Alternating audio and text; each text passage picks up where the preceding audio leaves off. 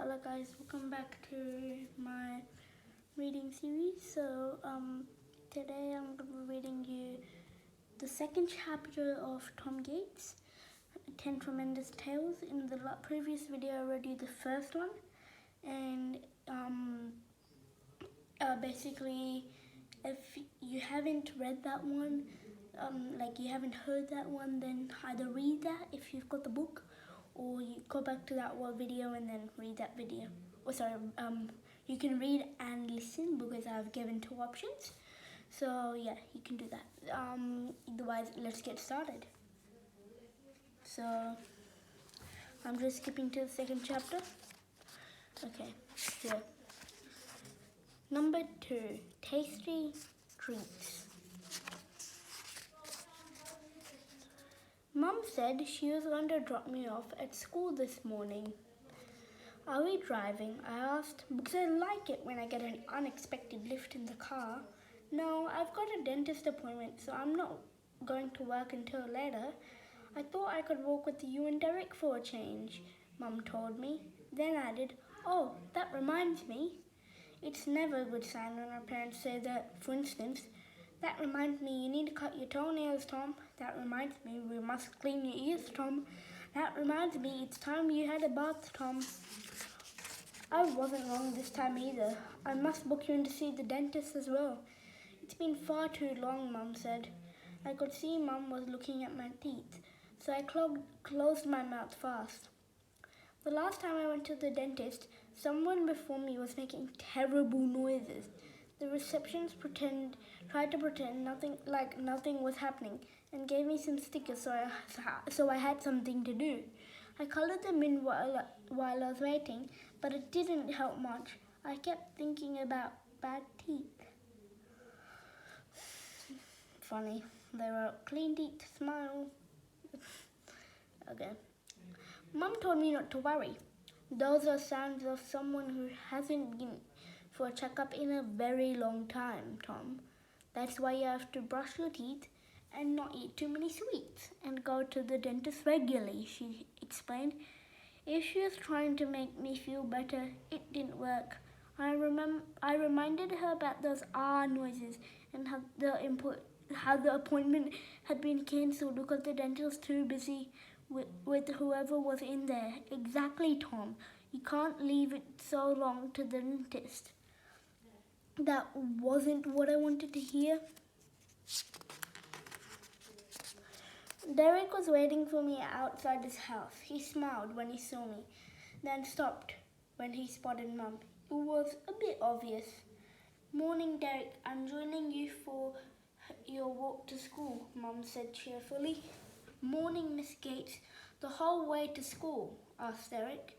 That's right, all the way. Something was up with Derek, I could tell. He whispered to me. I found some change and I wanted to stop at the shop to buy a treat. Now Mum was with us. She wouldn't let us stop to buy a treat before school. That's for sure. Derek and I just had a look at it and walked past really slowly. We'll do it on the way home, I assured Derek. Do what, Tom? Mum asked, because she always hears everything. Homework, I said quickly. Mum smiled and took out a piece of paper. I thought it was my real homework and panicked. What's that? I asked. It's a letter from school, Mum told me. Oh, no. What about all the events and Parents Carers Association are putting on, including the sponsored silence, Mum read out to us. You'll get lots of sponsors for that, Mum laughed. My mum's being funny, I told Derek. Oakfield School Parents Carers Association raffle. When we got to school, there was a very interesting stall set up in the school grounds with lots of nice looking things on it. Hey Tom, you can see what can you see what I can see? Derek asked me. I think I can. It was a giant tin of mini wafers. We weren't the only kids to spot it. While Mum was chatting to another parent, we rushed over for a closer look. How do you win that? I want to know. You buy a raffle ticket, they're £1 each, and all the money goes to the school. One of the dads running the store told us. Do the teachers use it for treats? Derek asked. No, it's for the school. It's for the school, the equipment. It's for the school, for equipment, the dad said, but no one was really listening. We're all focused on the waffles. How do you win that? Leore wanted to know, pointing at the tin. Like I said, with the raffle ticket, a letter went out last week telling everybody about it. Everyone about it. Now, does anybody want to buy one? That dad asked. Can't you just win the waffles? Another kid asked. No, it's the luck of the draw.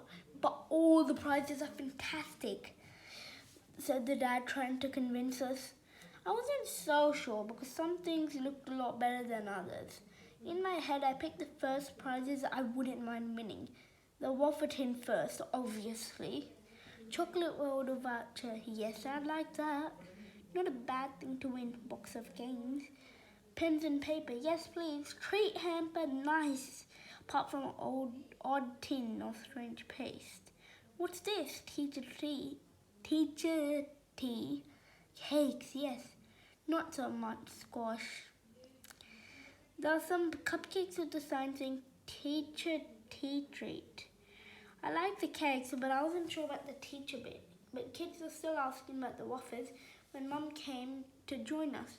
Would you like to buy a raffle ticket? The dad wanted to know, sounding a little more desperate. Yes, why not? One for you, Tom, and one each for Derek and me.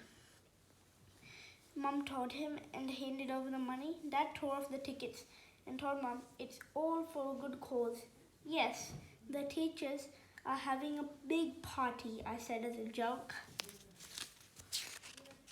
How was I supposed to know Mr. Pullman was standing right behind me?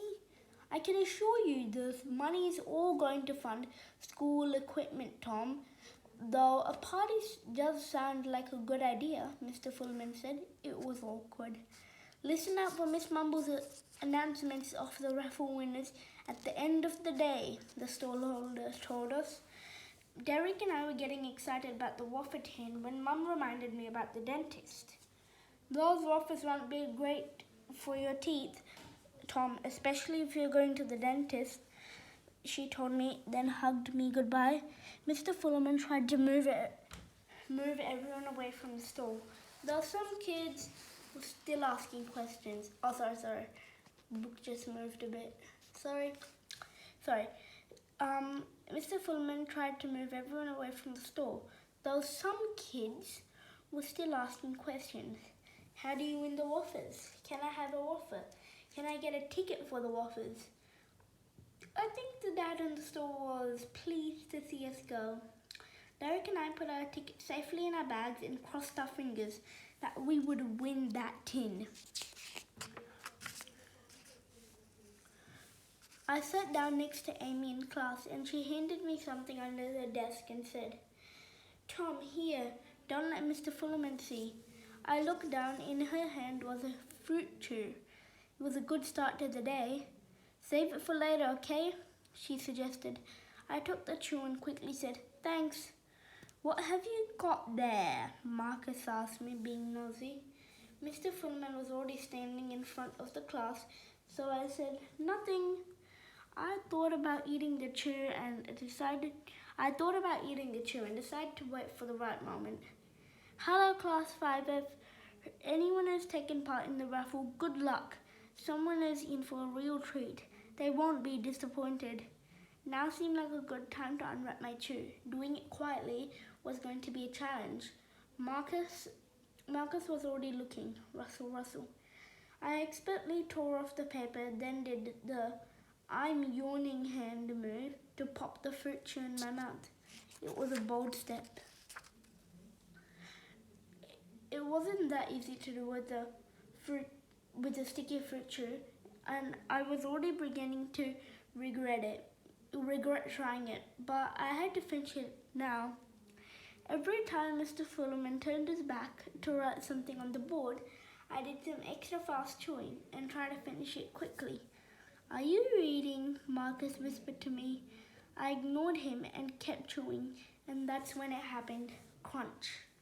Oh. I felt something in my mouth go crunch and accidentally let out an oh sound. Mr. Fullerman turned around immediately and gave me a look. "No eating in class, Tom. Put it in the bin. Put it in the bin now, please. You know the rules." "Big mistake," Marcus muttered. Amy rolled her eyes at me. "You're supposed to save it," she whispered. I put what was left of my chew in my hand, and that's when I saw it. Oh, sorry, it's happened again. The book. Okay, yeah. Is that good? Hope it is. I saw it. A filling had come out of my tooth. It didn't feel very good either. "Sir, my fillings fell out," I told him. Mr. Fullerman shook his head. "Oh dear, Tom. Sweets in class, not a good idea. Does it hurt?" "No, yes, it does a bit." My tooth had begun to throb a little. I put my chew and filling in the bin and sat down, but for the rest of the class I couldn't concentrate. My tooth began to really ache. Mr. Fullerman saw I was in pain and sent me to the school office to see Miss Mumble, who would call Mum. I wish I hadn't had that chew. Amy said she was sorry she gave it to me, but it wasn't her fault. "Bad luck, Tom," Marcus told me. "No more sweets for you," he added, when there was no need to. I was waiting outside the school office feeling sorry for myself when I noticed I could see into the teacher's staff room. The place no children were allowed. I spotted comfy chairs, a big table, and the adults who were smiling. I had been in there before, but it looked different. "Staff room. Knock, please." Miss Mumble stood in front of me, blocking my view of the staff room. She came to tell me that Mum would be picking me up very soon. "Luckily for you, Tom, she's at the dentist right now, and they've agreed to see you for an emergency appointment." "That's good news, isn't it?" Miss Mumble said. I nodded slowly at the thrilling news. All I had to do now was work out exactly what I would say to Mum. It was probably best to skip the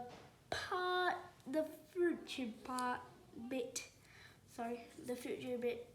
I tried to focus on the really good news, that I'll be leaving school early, even if it was just to go to the dentist. As soon as Mum arrived, she wanted to know what happened. "You were fine this morning. Were you eating something?" she asked, just as I pointed to my missing filling. So I didn't have to answer. Mum sighed. "Okay, we had better get going." "It just sort of fell out," I whispered, which it sort of did.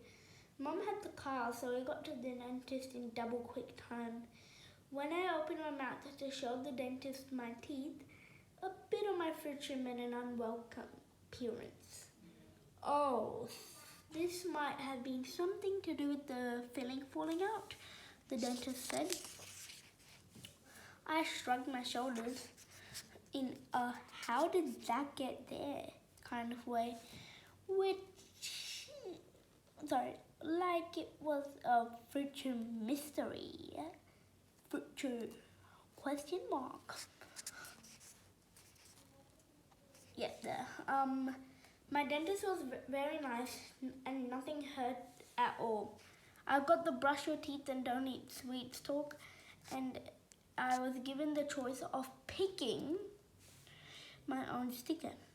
I was looking forward to going back for a nice restful time as my appointment was over so fast, but Mum had other ideas. "Don't be silly, Tom. It's only a new filling. You don't want to miss a whole day of school, do you?" I did. Mum got me back in time for the extra spelling test, which was a lot more painful than losing a filling. Nice to see you okay, Tom. And great news, you won't miss the test, Mr. Fullerman told me and smiled. I found it hard to share his enthusiasm, but I did the best I could in the test. My face was still a bit numb from the dentist's, and I found myself poking it without thinking. Should you be doing that? Amy wondered. Probably not, I agreed, and tried to stop. Tom, you're doing it again, Amy said. So I stopped, pressing my cheek as the filling was coming back to me slowly. And you shouldn't eat sweets in class or anywhere if you have a new filling, Marcus enjoyed reminding me. Thanks for that, Marcus. That's what my dentist said too, I sighed. So if you want to win that big jar of waffles in the raffle, you should give them to me. I'll be hoping to save your teeth, Marcus said happily. I'd forgotten about the raffle. The chances of me winning the giant tin of waffles was small. I knew that, but it didn't stop me thinking about waffles for the rest of the school day and right up until home time. Before the bell went, Miss Mumble crackled over the tannoy to make the raffle announcement. Quiet, please, Mr. Fullerman said so we could listen to the raffle numbers being drawn. The whole class was silent. You could have heard a waffle drop. Number 14, number 21, number 16, number 2, number 10, number 18, number 29, number 50. It wasn't hard to spot who had won something in our class. Yes. Norman made so much noise that we missed the next number. It's the last number. Thank you, everyone. Did anybody hear what Miss Mumble said? Mr. Fullerman asked us. And Ronnie put up her hand. I think she said 57, sir. And then Amy nudged me and pointed at my ticket. You're 57, Tom. Remember, I'll help you eat any waffles, Marcus added. I was stunned. I never won anything this important. I ran over and celebrated with Norman. Mr. Fullerman suggested we both calm down, then told us to go to the office to find out what we'd won. We didn't need a reminding about that. 57 is my new favorite number. The first thing I did was find Derek, who was almost as excited as me. Yes, Tom, yes. Clutching my ticket tightly, we both rushed to the school office and joined the winner's queue. The little kids were at the front, as usual, when Miss Mumble called us in one by one to get our prizes. Derek and I crossed our fingers and hoped that nobody would come out holding the waffle tin. Phew, looks like the squash is gone, Derek whispered as a kid appeared holding it. Then Norman came out looking excited. So many nice things in this hamper, apart from this weird taste, he told us, then shouted, I love raffles. Yes, we did too. Until a girl walked past smiling and said, my life is complete. Yes. The tin of waffles was gone. Derek and I were gutted. There must be other great things to win, Derek tried to reassure me. We didn't have long to wait until Miss Mumble called us in. What had we won? There was only one thing left propped up on her desk. Tom, ticket number 57. You're very lucky to get this treat. I can assure you this is something that money can't buy. Miss Mumble was pleased to tell us. Like another massive tin of waffles, Derek wondered. Even better than that. Tickets to a Dude 3 concert, I shouted. No, Tom, but you won't be disappointed. I gave Miss Mumble my raffle ticket and she picked up the card. It's tickets to Chocolate World. Yes, I said excitedly. Not exactly, Tom, but you'll have a fantastic time, I promise. It's a treat for two, so you can bring Derek, Miss Mumble told us both. I can't wait, I said excitedly. You'll come, won't you, Derek? Try and stop me, he said, and then we read the card.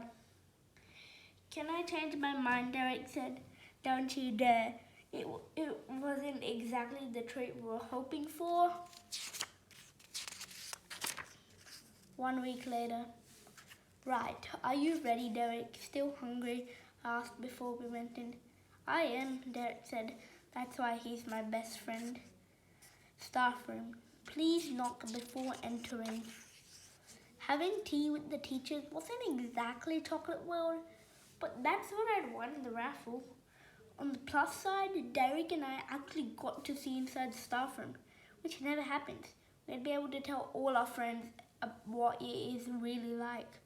And the teachers did put the most fantastic looking spread of food for the special tea. Miss Worthington was there, Miss Snap, Mr. Fullerman, and even Mr. Keene came to join us. How's your band of Bob Zombies doing, boys?